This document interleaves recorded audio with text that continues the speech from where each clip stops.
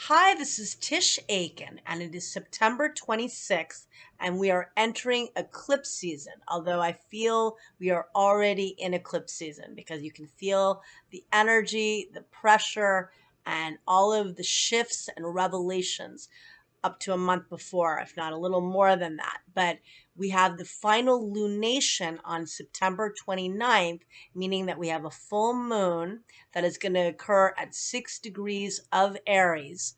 This full moon occurs at 5:57 a.m. Eastern Daylight Time. I cast the chart for Washington, D.C., and it has Virgo rising, meaning that Mercury is the ruler of the chart and Mercury opposes Neptune. So a lot of information can get revealed with this full moon, which often full moons can bring things to light. They can bring completion to things, and they can be very emotionally charged. Now, this full moon is in Aries, which is ruled by Mars, and it's cardinal fire, very action oriented. And the full moon, the nodes of fate are in Aries Libra. The nodes of fate change signs on July 17th, and the north node entered the sign of Aries, where it'll be through December of 25, and the south node of karma, that which you must release or let go of, is transiting in the opposite sign of Libra through the end of 2025. And Pluto, which is the cosmic compost, death and rebirth, is currently setting off the nodes of fate. And they clash 3 times directly in the sky in July at 29 and 28 degrees of Aries and Capricorn, respectively, of 28 degrees of the cardinal fire sign of Aries, where the North Node was, and Pluto was at the last degrees of Capricorn. And they clashed on the 22nd, the 25th, and the 28th of July. That's a big deal. And a lot of people had critical decisions to make, major departures, major new beginnings, and they are currently still squaring one another.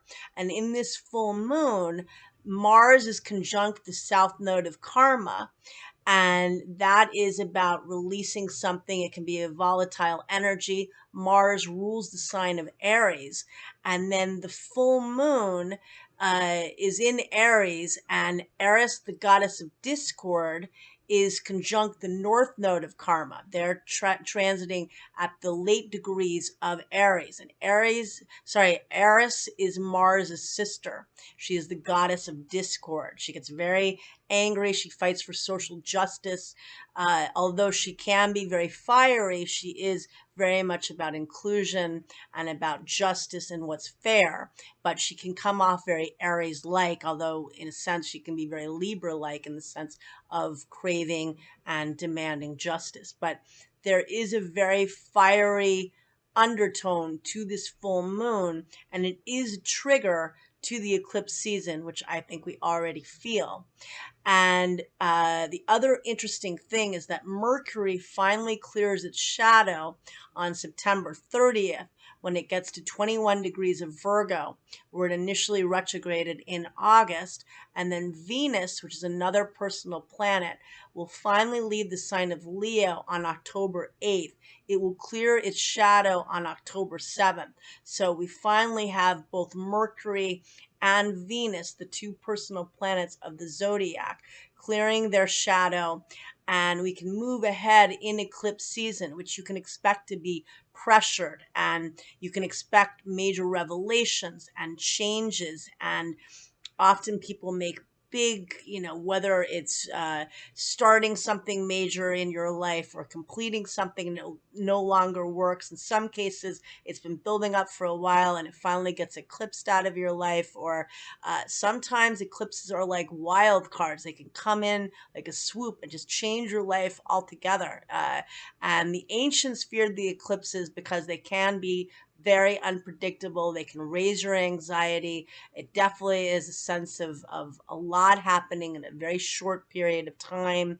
And eclipses give us information. They remind me of Uranus transits in that they are very enlightening, and they can be very chaotic like Uranus transits, but they wake you up and they shake you up.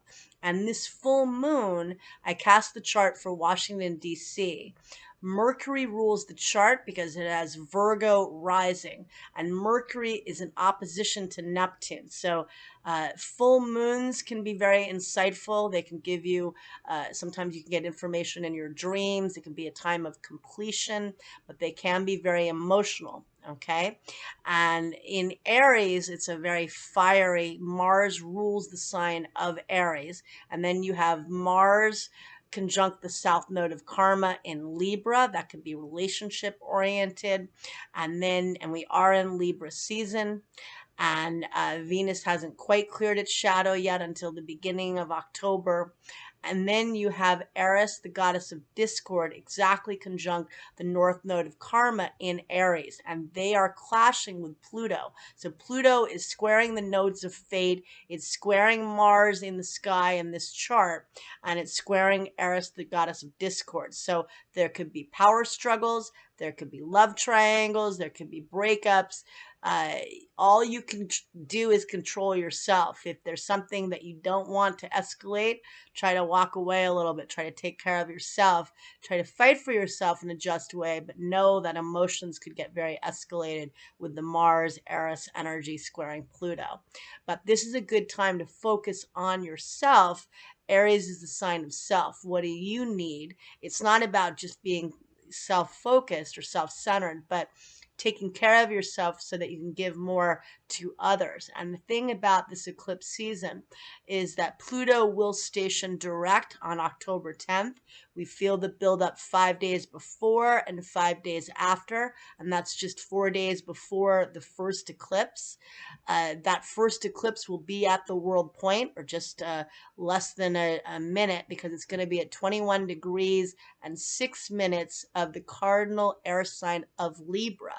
That will set off the Saturn Pluto conjunction that changed the world when the two met up at 22 degrees of the cardinal sign of Capricorn.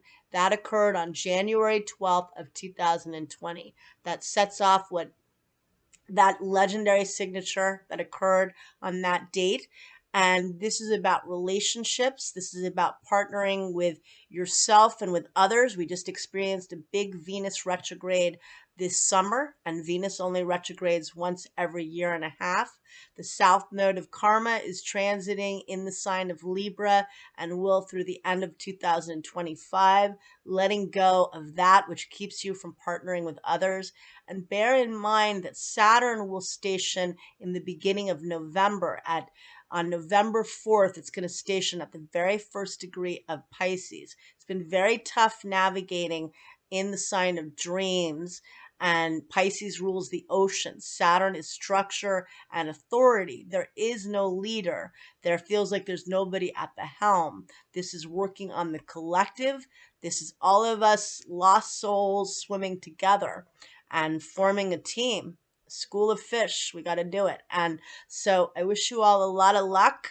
I am offering a special through the end of this month, a $67 hour reading. I would love for you to take me up on. Otherwise, the special won't be until the beginning of the year or if something else happens. But I wish you a lot of luck and thank you so much.